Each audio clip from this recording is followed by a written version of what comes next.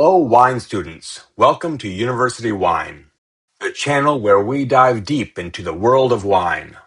I'm your host, Professor Weisse, and today look at the most useful skill in the entire wine world, tasting wine. The Wine and Spirit Education Trust, or WSET, utilizes a systematic approach to tasting wine. That is how I learned to taste wine in order to be able to evaluate it. Their systematic approach to tasting is simple. It forces you to look, smell, taste, and think in the same order every single time. That consistency turns random impressions into clear, communicable tasting notes. Writing tasting notes helps you to communicate to other people what a wine is like. Sometimes long after you've tasted it, you may wish to use the note to remind yourself of a wine you liked, to compare it to another wine, or to make a recommendation. The goal is to make tasting a subconscious habit instead of a chore. But before we even pour the first wine, we need to set the stage. An ideal tasting environment will have good lighting for judging the wine's appearance. It will be free of strong odors to avoid interference with the wine's aromas. It will also have sufficient space for you to lay out your wine glasses and make notes. To prepare yourself to assess wines, you need to make sure that you have a clean palate, free from the lingering flavors of toothpaste or strongly flavored foods. You also need to be considerate of others, so avoid wearing perfumes, aftershaves, or other strongly scented products. You will also need suitable glassware. It should be odorless, colorless, transparent, and free of any residues, such as detergent or dishwater salts. The two most important features of the glass are the rounded bowl, which aids with swirling the wine to release aromas, and the inward sloping walls, which capture these aromas on top of the glass. When pouring your samples, you should try to ensure you consistently pour the same volume to each glass, but you'll probably need at least 2 ounces or 50 milliliters. This should be sufficient to assess the appearance, nose, and palate of the wine, but small enough that you're able to swirl the sample without spilling it. Consistent pours let you compare multiple wines fairly. The first part of tasting is not tasting. Step 1 is appearance, and we look at 2 points. First is the intensity of color and how much color the wine has. The level of intensity can be assessed by holding the glass at a 45-degree angle and looking through the liquid from above. To see how far the color extends from the core, the deepest part of the bowl, to the rim, where there is the shallowest depth of wine. All white wines appear colorless right at the rim. A white wine that has a broad, watery rim should be described as pale. If the pigment reaches almost to the rim, it should be described as deep. For red wines, hold the glass at an angle and look at the rim. If the wine is slightly pigmented from the rim to the core, it can be described as pale. In this instance, when looking through the upright glass, it should be easy to clearly see the stem. If the wine is intensely pigmented, right up to the rim, it should be described as deep. Looking down through the wine at the bowl, it should be impossible to see the stem.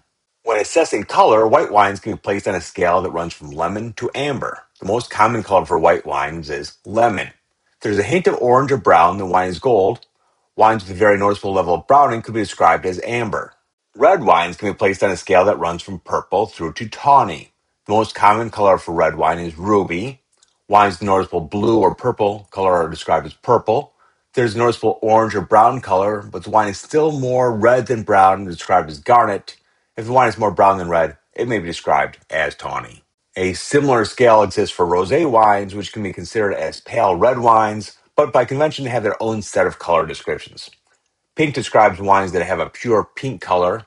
Orange can be used to describe a rosé in which orange is the dominant color, and these wines are very rare. The first step, appearance, already gives you clues about age and grape variety before you even sniff. Youthful purple in a red lets you know it's fresh and fruity, and for the second step in tasting, it's still not tasting, but is the nose. To assess the nose, place your nose over the rim of the glass and take a short sniff, noting the intensity and the detailed characteristics of the aromas you find. You should then swirl the liquid to release the aromas into the glass and sniff again, noticing any change in intensity or characteristics of the aromas you find. Some aromas are very delicate, and you may gain some insight into the wine by taking a quick sniff before swirling. As to aroma intensity, as a general rule, if the aromas are immediately apparent when you insert your nose into the glass, they are pronounced. If, even after swirling, you find the aromas to be faint and hard to detect, the intensity is light. Otherwise, it falls into the medium category. Now for aroma characteristics. Describing a wine's aroma can be a challenging task. A wine lexicon has been designed to help with this part of writing a tasting note by offering a structured approach to aroma identification and description. There are three main types of aromas: primary, secondary, and tertiary. Primary aromas. These are the aromas that come from the grapes or are created during the fermentation process. A simple wine may show a very limited number of primary aromas, often within the same cluster, such as lemons and limes are in the same citrus cluster.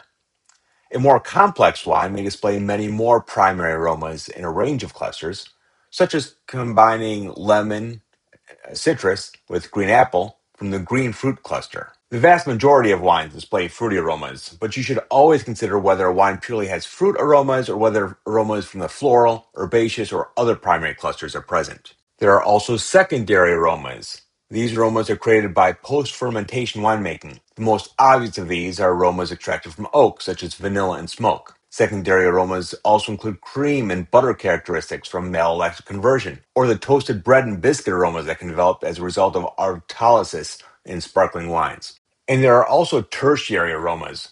These aromas have their origin in the aging process. The aging process could be oxidative or it could be protective from oxidation. In both instances, the tertiary aromas of caramel can be present. Fresh fruit aromas become less fresh and can take on a dried fruit character. As sometimes you only recognize a flavor when it's suggested, work the lexicon like a checklist. Floral, green fruit, citrus, stone fruit, tropical, red-black fruit, herbaceous, herbal, spice, fruit ripeness, and other like wet stones. It keeps your notes from missing many of the flavors. Now the palate, where the tasting actually takes place. There are many different types of palate considered on the palate, which can take more than one sip to fully develop. On the palate, you consider sweetness. Sweetness is the taste of sugars present in the wine. A dry wine has no sugar or has levels that are so low that they cannot be detected by the tongue. If the wine has a tiny amount of detectable sugar, the wine is considered off-dry. Medium covers wines with a distinct presence of sugar. Sweet covers wines where the presence of sugar has become the prominent feature. After sweetness, you also consider the acidity.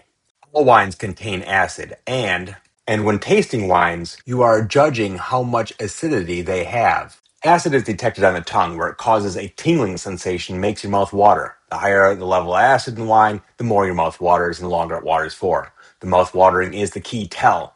High levels of sugar and acid can mask each other, so in a sweet wine, the high acidity appears less obvious. However, the mouth-watering effect caused by acidity remains, and this is always a reliable guide. Also, alcohol can create a burning sensation that feels similar to acidity. Again, consider the mouth-watering effect to see whether this is due to acidity or alcohol. For red wines, you also consider the level of tannin. Tannins are an important structural component in red wines. They are mostly extracted from the skins of the grapes during fermentation. Tannins bind to your saliva and cause your mouth to dry up and feel rough. Tannins can sometimes also have a bitter taste that lingers at the back of your mouth. You also taste to judge the alcohol. Alcohol contributes to the body of a wine. High levels of alcohol can make a wine seem heavier in the mouth. When using the WSET approach, alcohol levels in wine are judged using a 3-point scale: low below 11% ABV, medium 11 to 13.9% ABV, high 14% ABV, and above. The alcohol levels for fortified wines are also split into three, but higher benchmarks for each category.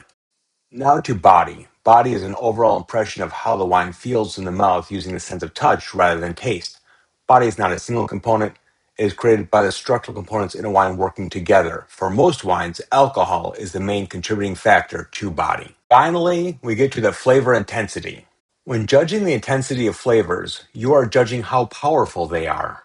Generally, a wine will have the same flavor intensity as aroma intensity on the nose. However, the warming of the wine in your mouth can make some characteristics more apparent than they were on the nose. And also you taste for the flavor characteristics. Generally, flavors on the palate should be the same as aromas detected on the nose. In addition to checking that you have found them, you should also note down any additional characteristics due to the wine warming in the mouth. Finally, you evaluate the finish. The finish is the collection of sensations after you have swallowed the wine. How long the sensations linger is an important indicator of quality, but when assessing the length of the finish, you should only count the persistence of the desirable sensations. That's how to taste, but understand that you will need to take more than one sip. Some components only reveal themselves after the wine warms up. You now have the complete toolkit to make tasting notes. Practice these steps on every bottle you open and practice often. Next time, we turn from just tasting the wine to evaluating the quality of the wine. Like and subscribe. Cheers. Until next time.